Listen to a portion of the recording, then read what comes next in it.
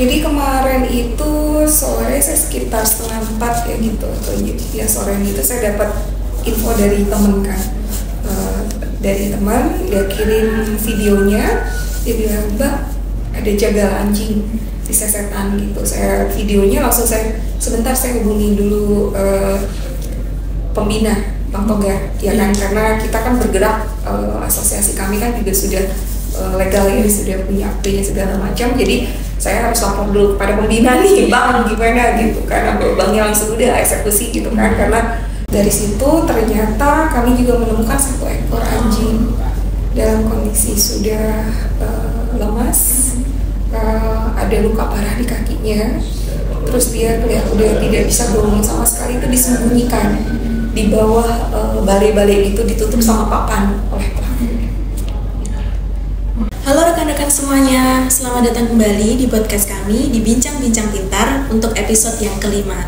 Saya Katrina Deliananda yang akan menemani rekan-rekan semuanya pada episode kali ini dengan suatu pembahasan topik yang sensitif dan cukup menyakitkan bagi banyak pecinta hewan nih, yaitu tentang penjagalan hewan khususnya terhadap anjing. Nah, pada Jumat 9 Agustus kemarin ada berita yang menghebohkan khususnya di Bali, di Sesetan dan Pasar Selatan, yang ditemukan sebuah lahan kosong di Jalan Berita 4 yang diduga dijadikan tempat penjagalan anjing. Saat ini kami telah bersama seorang narasumber dari pecinta satwa dan sekaligus perwakilan dari Bali Dog Guardian, yaitu Kak Tioros. Selamat datang Kak Tioros. Bagaimana kabarnya hari ini Kak? Baik-baik, alhamdulillah, meskipun agak capek karena kemarin saya dengan tim tuh kurang tidur ya sampai pagi kita untuk kasusnya. Ya, tapi tetap semangat kok. Semoga tetap semangat ya Kak. Iya, semangat selalu. Iya. Kalau boleh tahu nih Kak, Kak Tio ini baru atau sudah lama ya Kak tinggal di Bali? Saya di Bali sejak tahun 1999. Cukup lama sekali ya Kak ya. Lama, lebih dari separuh umur saya sudah di Bali.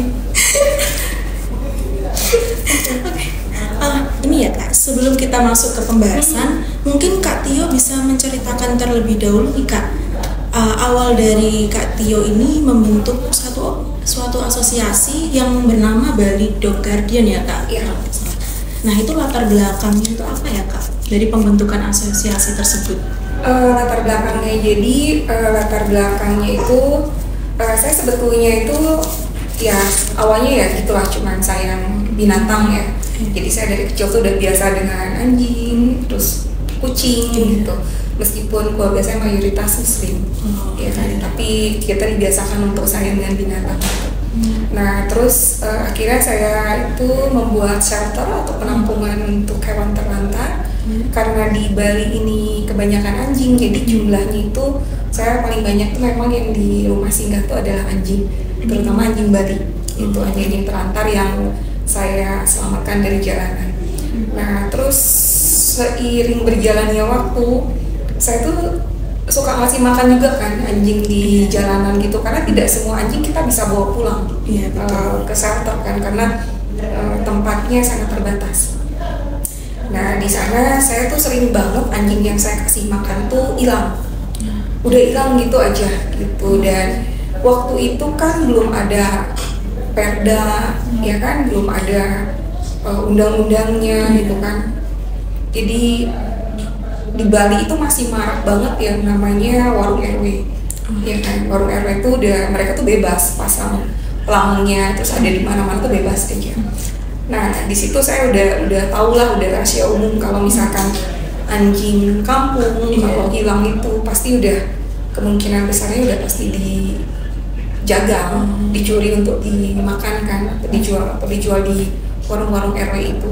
Kecuali kalau anjing ras yang hilang itu kemungkinannya itu kan masih bisa dijual lagi. Iya. Betul nggak? Betul. Paling anjing ras nih hilang, anjing mahal paling dijual lagi kan. Kalau anjing kampung ya ujung-ujungnya masuk kuali kan. Nah dari situ itu sampai akhirnya saya pernah dapat laporan kasus dari salah seorang follower saya. Itu anjing namanya Sule, itu ketika COVID. Tahun 2020 ya? Iya, sekitar tahun segituan ya. Jadi Sule itu anjing yang udah tua, mungkin umurnya 14 atau 15 tahun, milik salah salah satu pendeta di Bali, keluarga pendeta gitu. Nah, keluarganya ini punya Sule, dirawat dari kecil. Dia biasa tidur di depan rumah mereka, di depan gang. Nah, tiba-tiba ketika mereka sedang pergi ke gereja, satu keluarga ini sekitar jam 4 sore itu ada sekelompok orang, sekitar 4 orang itu bantai Sule di depan anak-anak kecil. Dan itu dia memvideokan, itu adalah tetangga pemilik Sule ini. Karena dia panik, orang tuh langsung pukul, mereka tuh keroyok anjingnya padahal lagi tidur.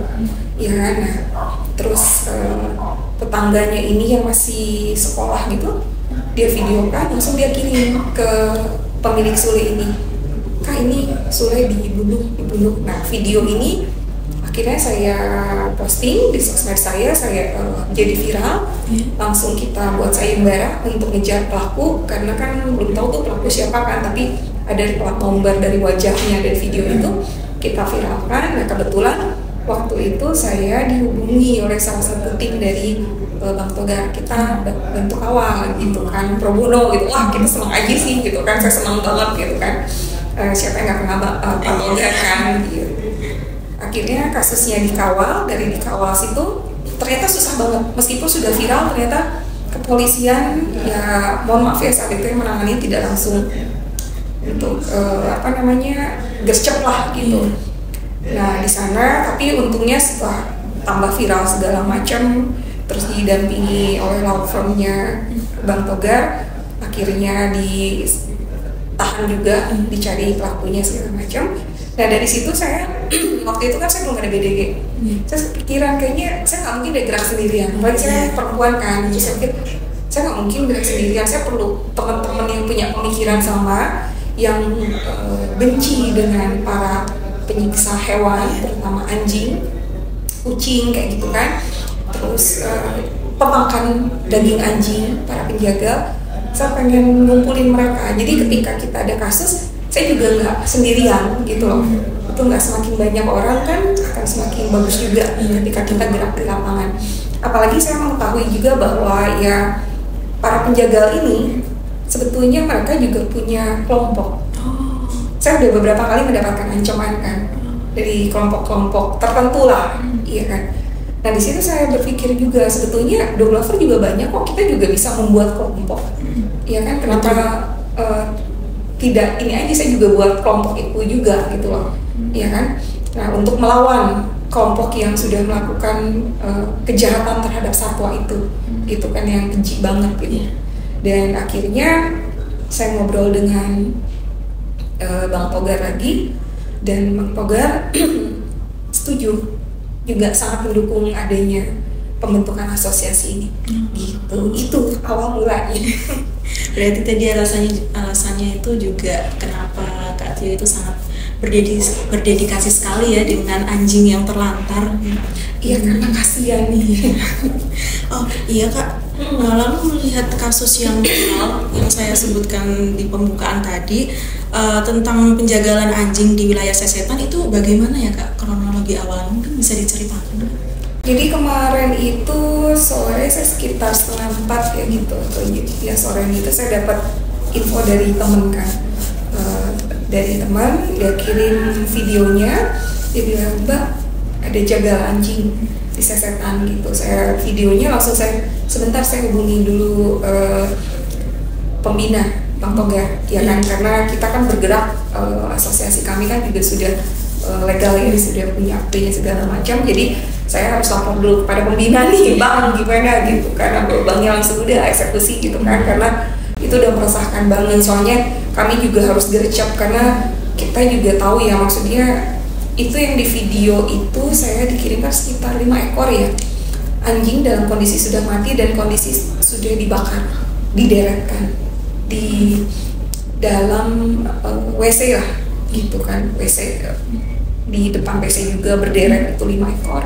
Itu mengenaskan sekali, udah sadis banget. Terus akhirnya setelah koordinasi dengan Bang Togar, saya chat juga di grup gitu kan dengan teman-teman asosiasi lain. Ya udah kita gercep nih, takutnya kalau kita lama-lama besok udah ada korban lagi. Mereka kan biasanya gitu kan, habis ya orang namanya jualan nggak mungkin dong kalau 5 ekor tuh dia makan sendiri kan, itu pasti penjual. Ya secara logika udah pasti dia jual itu daging kan. Dan jadi akhirnya kita supaya jangan sampai ada korban lain nih, kita harus cek udah jalan, akhirnya koordinasi segala macam. Saya juga didampingi ya dengan dari law firmnya juga udah kita koordinasi dengan aparat desa, dengan kepolisian, karena kasusnya di Sesetan ya, jadi di Polsek Denpasar Selatan ya, di Densel itu. Nah udah, jadi kita kayaknya sekitar setelah koordinasi dengan tim besar segala macam, akhirnya kita didampingi untuk masuk ke tempat. Itu kondisinya bagaimana ya Kak? Selain ada anjing tuh ditemukan apa lagi ya Kak? Nah jadi waktu pas kita datang ke sana itu memang, jadi ini posisinya itu sebetulnya masuk di dalam komplek ya, satu komplek instansi lah, pemerintahan gitu kan. Nah itu cuma lahan kosongnya di pojok. Nah itu begitu kami masuk itu memang kondisi di terpagar ya, cuma di pagar gitu. Nah kita masuk dengan kepolisian, dengan dari desa juga didampingi. Terus di sana memang gelap banget. Nah cuman begitu kami masuk itu memang kebun kosong berantakan lah ya. Terus ada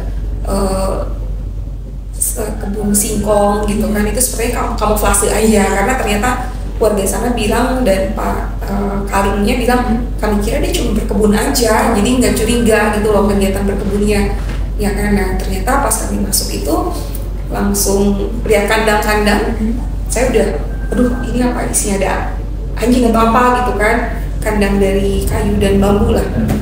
Kami lihat ayam dulu gitu kan, ada ayam, beberapa ekor ayam masuk gitu. Udah ternyata yang pertama kami lihat itu adalah kuali yang berisi daging anjing, kayaknya baru dimasak kan, itu ada di video yang saya share juga.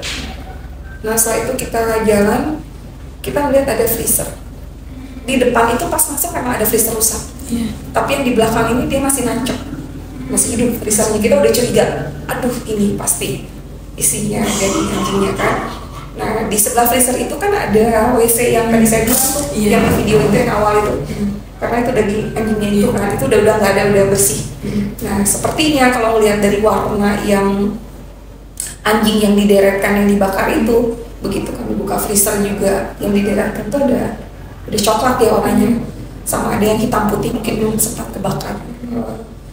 Yang di freezer itu begitu kami buka, aduh isinya tuh mengenaskan sekali, itu potongan daging-daging anjingnya seperti siapa yang dijual gitu. Dan dari situ ternyata kami juga menemukan 1 ekor anjing dalam kondisi sudah lemas, ada luka parah di kakinya, terus dia udah tidak bisa bangun sama sekali, itu disembunyikan di bawah balai-balai itu, ditutup sama papan oleh pelaku. Mengenaskan sekali ya Kak. Iya, ya miris banget sih untuk ininya, untuk kita ya yang kita pecinta hewan, pecinta anjing terutama, ngeliat kita tuh pasti shock banget gitu. Di situ juga kita sih nemuin ini karena ada bau yang sangat menyengat banget. Kita tuh jalan ke arah kebun singkongnya itu, dan di sana tuh masih ada 1 kresek hitam. Itu isinya ya masih ada ekornya. Itu mungkin daging anjing yang sudah membusuk.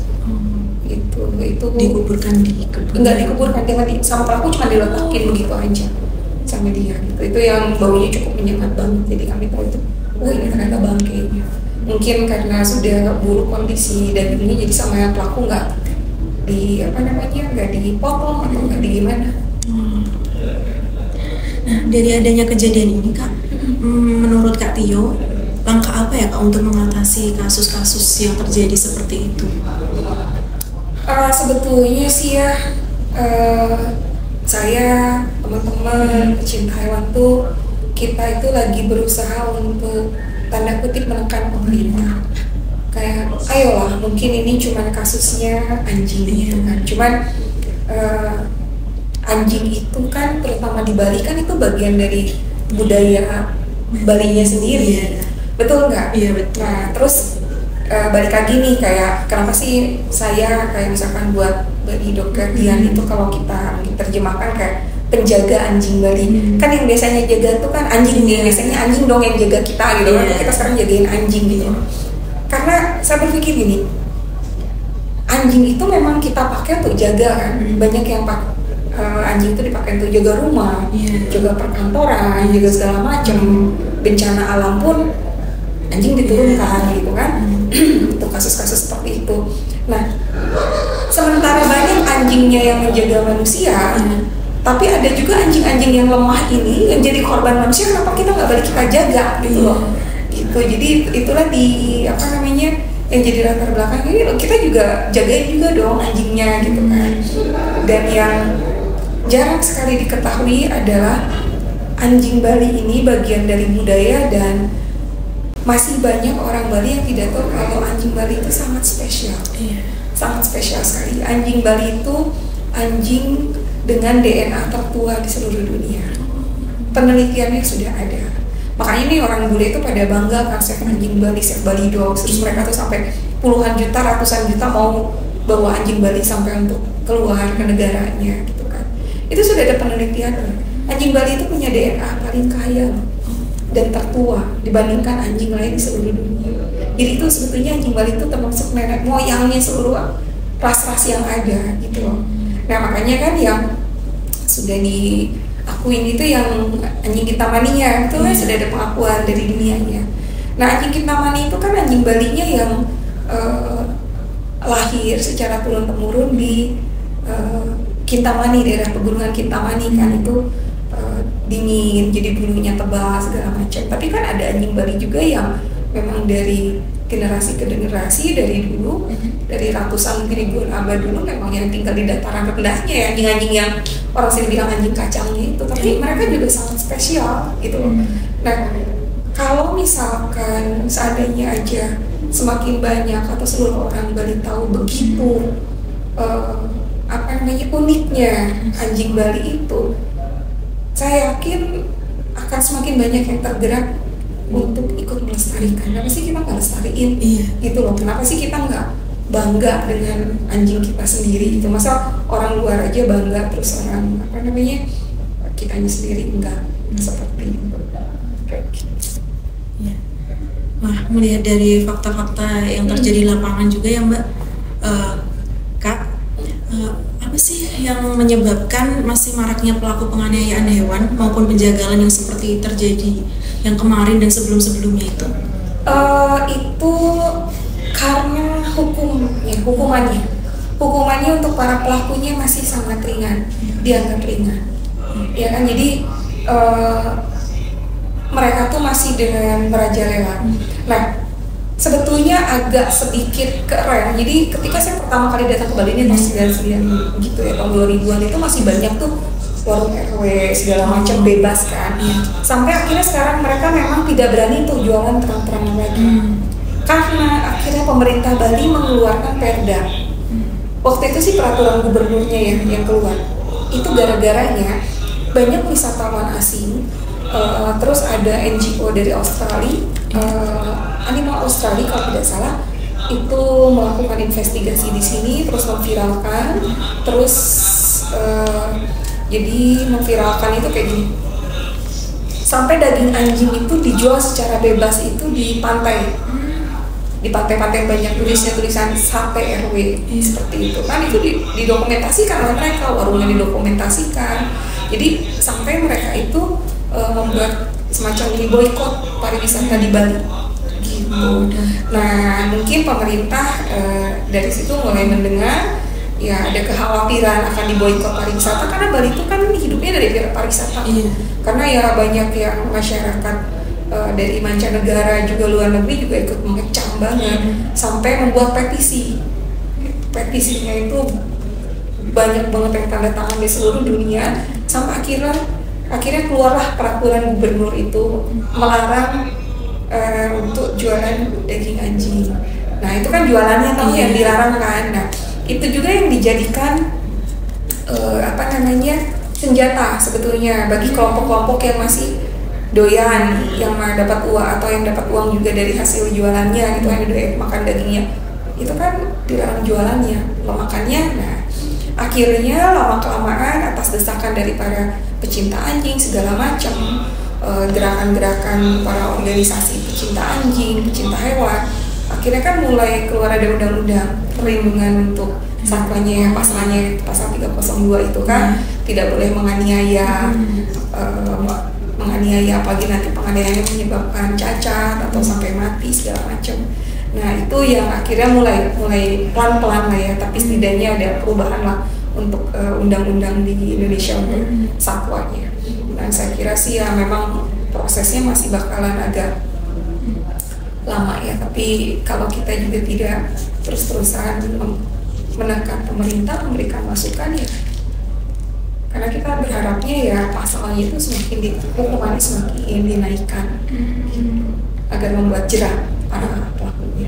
Ya berarti dari regulasi tersebut masih ada celah ya Kak bagi para pelaku. Betul, buat mereka tuh mungkin karena hukumannya terlalu ringan. Tapi satu hal sih yang saya lihat dari beberapa kasus yang kadang dengan kita viralkan itu mungkin membuat mereka agak keren karena mereka itu mungkin dapat sanksi hukum, tapi sanksi sosial juga lebih kencang, betul nggak? Iya, wajahnya diviralkan segala macam gitu, itu kelompok-kelompok itu juga orang-orang biasanya agak ngerem, tidak sebarbar dulu lah awal-awal ketika saya pertama kali di Bali. Sebagai pertanyaan terakhir dan sekaligus penutup, Kak Tio, apa harapan Kak Tio khususnya untuk pemerintah di Bali agar kasus-kasus tersebut itu tidak terjadi lagi seperti yang kemarinnya itu? Ya harapan saya sih pemerintah Bali ya tolonglah, mungkin belum ada undang-undangnya karena pembuat undang-undang itu harus dari pusat ya. Iya, betul nggak? Undang-undang segala macam itu pasti prosesnya panjang banget. Dibuatlah perda, betul nggak? Kalau dengan perda kan ya relatif gampang dan cepat lah, betul nggak? Tolonglah didengarkan keluhan, jeritan para pemilik anjing yang kehilangan anjingnya. Jangan dilihat, oh ini cuma anjing kampung, itu kan sedih, dirawat dari kecil, sudah sehat gitu kan, terus sudah banyak yang divaksin, bahkan sekarang kan udah orang-orang udah peduli untuk disteril, itu kan keluar uang tidak sedikit, jutaan. Tiba-tiba orang-orang pemakan daging anjing sama komplotannya tinggal panen. Mereka tinggal datang modal racun yang juga sayangnya masih diperjualbelikan secara bebas, bisa didapatkan dengan bebas. Mereka ikat ke dalam ikan, lempar ke dalam, entah ke dalam halaman rumahnya, di sepanjang gang, sepanjang jalan yang anjing-anjing lagi tidur. Terus mereka makan dalam kondisi sekarat, dijerat, ditarik, ya kan segala macam ya. Dengan penyiksaan seperti itu kan banyak yang nangis ya pemilik anjing tuh. Mereka tuh tolong nggak didengarkan gitu loh jeritan hati para pemilik hewan, terus penyayang hewan seperti kami gitu loh, karena kan anjing itu buat sebagian besar itu juga bukan hanya sekedar anjing, tapi sudah jadi bagian keluarga. Kalau misalkan dengan ada perdanya supaya memberikan contoh juga nih buat wilayah-wilayah lain gitu, karena kan seperti saya bilang anjing Bali itu kan spesial. Kita buatkanlah aturan yang spesial, spesialkanlah juga anjing Bali-nya gitu, seperti itu. Jadi saya yakin kalau dengan perda harus menunggu undang-undang dari pusat, bisa semakin kita untuk membuat jerah para pelakunya. Mungkin dari Kak Tio ada tambahan atau ada informasi untuk rekan-rekan semuanya, untuk masyarakat di luar sana yang masih mungkin mempunyai pemikiran yang menyepelekan terhadap hewan, mungkin ada yang bisa disampaikan Kak? Kalau buat saya itu ya punya belas kasih lah sedikit gitu. Kita boleh tidak suka dengan anjing, tapi jangan sampai kita harus menyakiti gitu. Dan jangan dijadikan juga misalkan agama misalkan itu, karena saya sendiri muslim, di muslim sendiri, di Islam sendiri itu tidak diajarkan, bahkan sangat melarang, dosa besar untuk menyiksa hewan. Anjing pun itu dosa besar gitu loh. Jadi jangan jadikan alasan itu agama itu salah sama sekali. Islam itu cinta kasih terhadap semua makhluk, sesama manusia, alam isinya, bahkan anjing aja kan ada di banyak muslim juga kan ya, sama kita muslim kan ada kisahnya juga kan, betul nggak? Sampai anjing masuk surga gitu lah, itu terlalu fanatik lah kalau dijadikan alasan segala macam, betul nggak? Nah, untuk teman-teman yang misalkan orang Balinya sendiri, para pemuda Balinya, tentunya saya sih mengajak, ayo dong, karena sekuat-kuatnya saya nih gerak di lapangan gitu kan dengan tim, ya saya cuma perempuan, kebetulan anggota BDG juga banyak kan perempuan, ya kan? Kita tarung dengan lawan orang-orang yang, mohon maaf ya, kelompok itu terkenal sangat loh, betul nggak? Saya jadi banyak diancam, ya kan? Cuman awalnya saya juga mikir, aduh sampai keluarga saya khawatir segala macam. Terus saya bilang, Bismillah deh, saya udah kesini, kalau saya nggak bela itu siapa lagi? Ya kan, masalah bagaimana saya mikir ya Tuhan sudah ada takdirnya untuk saya sendiri, betul nggak? Yang penting saya melakukan yang terbaik. Saya takutnya ketika malah saya punya sesuatu yang ya sedikit, ya misalkan sosmed saya bisa saya pakai untuk memviralkan segala macam, itu dipakai untuk membantu, ya memviralkan hal yang positif, ya membantu untuk melindungi anjing-anjing Balinya yang saya sayangi gitu kan, itu kenapa enggak gitu. Tapi untuk pemuda Balinya gabung dong dengan kita gitu loh, backupin kita gitu kan, apalagi kalau misalkan dari pemuda Balinya ada di belakang kami semua gitu kan, wah itu keren banget, itu gebrakannya kan, betul nggak? Iya betul sekali. Terima kasih Kak Tio atas ketersediaannya untuk membagikan informasi yang informatif sekali terkait dengan hewan, dan semoga apa yang telah kita bahas sebelumnya dapat membuka pandangan bagi masyarakat untuk semuanya, dan kita semuanya akan tanggung jawab kita sebagai manusia untuk mempertimbangkan etika dan kemanusiaan dalam setiap keputusan yang kita buat, terutama ketika menyangkut kehidupan makhluk lain. Semoga episode ini telah memberikan wawasan dan memicu pemikiran kritis tentang bagaimana kita harus berkontribusi pada perubahan yang positif. Amin. Sekian dari kami, sampai jumpa di episode berikutnya, di mana kita akan terus mengeksplorasi isu-isu penting lain yang berdampak pada dunia kita. Tetap peduli, tetap terinformasi, dan teruslah berusaha membuat perbedaan. Saya Katrina, selaku host di episode kali ini undur diri. Terima kasih semuanya.